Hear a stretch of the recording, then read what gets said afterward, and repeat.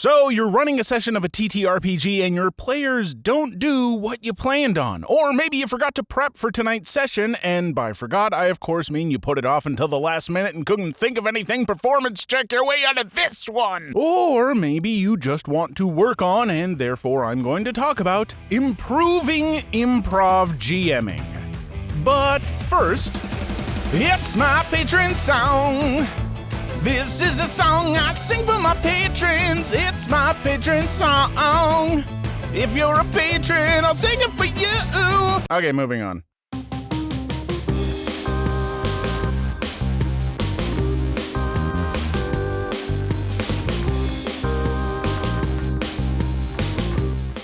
We've all seen the jokes about prep in games like D&D. Prep forever, and the party, of course, chooses to do something you didn't prep for. Or you prep for what you think should be a 4-hour session, and 54 minutes in, you've run out of material. And thus, you are forced to improvise, a skill that can feel pretty intimidating to folks new to running games. A lot of DMs will tell you that you just learn over years of practice, and while that's true, I've got a few tips that I think will help.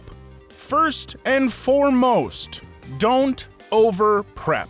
This isn't just to save you potentially wasted time creating stuff your players might ignore. This is also to get you in a more open mindset. See, if you plan for your players to encounter a bunch of specific things, you're less likely to be ready for them to do something unexpected. You subconsciously become beholden to the prep, and might clumsily railroad your players to where you want them to be. Now similarly, if you have too little prepped and aren't comfortable with improvising yet, you might find yourself floundering and struggling to come up with something interesting. I find a good sweet spot of prep is this. Prepare points of interest and threats around your players and what their plans are, if any.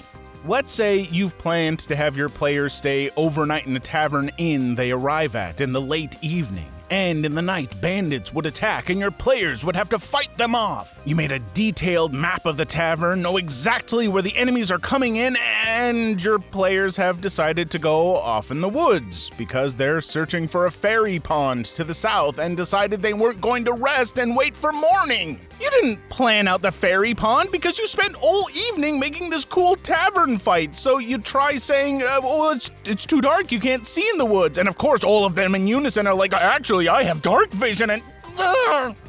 Now, I'm not saying having a specific encounter with a cool map is a bad thing, but when your players are going to have free choice what to do next, and you prep for what you think is most likely, you will, more often than not, be wrong. The problem is, you planned and prepared for what your players would do, instead of focusing on planning and preparing what the world wants to do. So hey, those bandits, they plan to attack the town at night. Prepped. The fairy fountain planned to have a rave. Prepped. The town plans to be a town. Prepped. Your players are gonna do what they're gonna do. If they decide to search in the South Woods overnight for the fairy fountain, well, they might come back to find the town has been raided and some people have been kidnapped. Now, instead of a tavern brawl, they have to go save people. Or maybe the players decide for some reason to go north in the woods and find the bandits preparing for their raid, and they get to catch them off guard.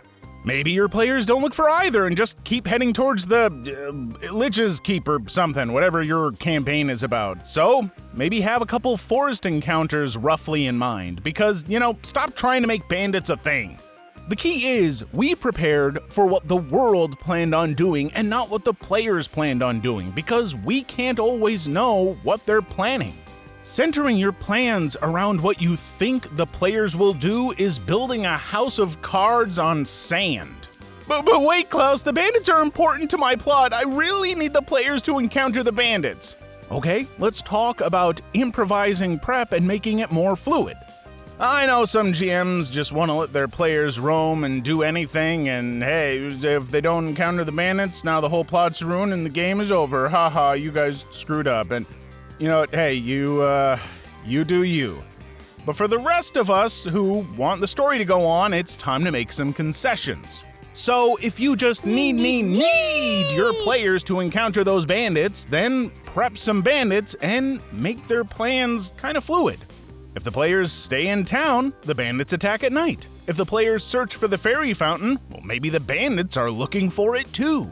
If your players choose to go towards the Lich's Keep, well, now they're not town-raiding bandits, they're brigands stealing from travelers. Now that's good for something that can move around, but what if your players need to encounter something you can't just move in front of them? Well, now it's time to call on the most cliched but valid tenet of improv. Yes, and. Now I know what you're saying, this ain't some Middleditch and Schwartz chuckle show. Listen, if your players are searching for something, let's say the villain's lair, but you made a big deal about how hidden it is without having a plan to get them there, what do? Have them wander around asking townspeople and searching for clues for an hour, gaining no ground until you finally figure something out and suddenly have the villain's henchmen jump out of the bushes and say, "Oh no, I've been spotted, stay away!" and run to the lair? That's... okay, it's kind of funny, but it's not satisfying for your players. So instead, if your confused players say something like, I guess we'll question the townspeople, see if they know where the lair is, guess what? Someone does. If they say they're going to search the woods for clues where that lair is, guess what? They find a clue.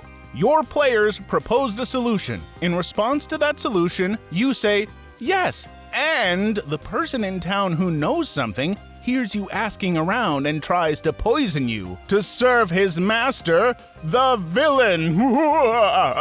Or, yes, you find a clue in the woods, and it's an illusion that traps interlopers in a maze to protect the villain's lair, or whatever. And let's say you do have a clearly figured out solution for your players, like a person in town who does know something, but your players decide to go looking around the woods instead. Don't have them search and spend half an hour accomplishing nothing. That doesn't feel good. They can search, they can find nothing initially, but then maybe they notice a figure watching them that darts off. Hey, it's the person who knows something and he followed them. The point is, whatever your players choose to do can be a part of the correct solution. And this all goes back to keeping plots and plans fluid so there aren't just dull dead ends, and making sure that you don't over-prepare for specifically what should happen, just the basics. Well, okay, Klaus, but I don't have anything specific planned. My players are in the woods, and I don't know what to do next. How do I improvise now? Now, instead of trying to, plot out very specific things that happen in the woods, or just sitting there and rolling some dice and flipping over the monster manual and suddenly your players are fighting some drow on a mountaintop, instead, you're going to want to prep about this much. Know the area and make some simple guidelines or rules for it. What do I mean? First, as far as the area, if you haven't played Apocalypse World, one thing that you can take from it and use pretty much anywhere is the threat map. Your players are the center, and you can write out threats around them, moving them as makes sense during play. Just having a visual reminder for yourself of the surrounding threats can act as a really useful prompt. You don't need to use everything that's around them, but as the game is played and your players do stuff, you might see something that you've already just written down the barest minimum for and be like, oh, I can integrate that. Also, spend some of your prep time coming up with interesting nuggets of lore and stuff around the area. Don't spend a ton of time because it may not come up. Just simple, short little nuggets of lore. So your players are in a forest. Okay, so let's come up with 4 interesting bits of lore about it. Rare gray moss always grows facing a magic garden. A white bear is said to stalk murderers here. There's a certain tree that grows exploding fruit. And a village has been lost here. Stop. There it is. That's your prompts. That's everything. Now, as your players are doing their normal adventure and you come upon a point where you can't think of what to do next, or they wander off the main story quest, you've got 4 prompts that can fuel a blazing inferno of improv. Or Go even wilder, just compose a large, random prompt deck with cards like Bears, Goblins, Fire, Portal, Baba Yaga, Clive Barker. Looking at these by themselves might seem like nothing, it's just a random word or two. But in the context of the game, if your players are in a forest, you don't know what to do. So you draw a card that says fire, well, dang, looks like there's a forest fire, and it's threatening to surround them, and a Baba Yaga! Seriously, prompts can be one of the most useful tools, not just for learning improv, but something that seasoned improvers use all the time. It's why you see them asking the audience questions about what's a job or something, blah, blah, blah. When you have every single option in the world, it's overwhelming. But if you're given a huge restrictions, suddenly you have a clear starting point and can more easily build from that. So, don't prep too much or too little. Focus on prepping what your world will do, not what your players will do. Yes, and your players. And give yourself prompt cards. There it is. That is my very scripted advice on how to get better at improvising your GMing. Did it help? Did I miss something? Do you like fruit slices candy? Let me know in the comments below. Also, I got a Patreon and it's great. Remember that wonderful song? Okay, bye-bye.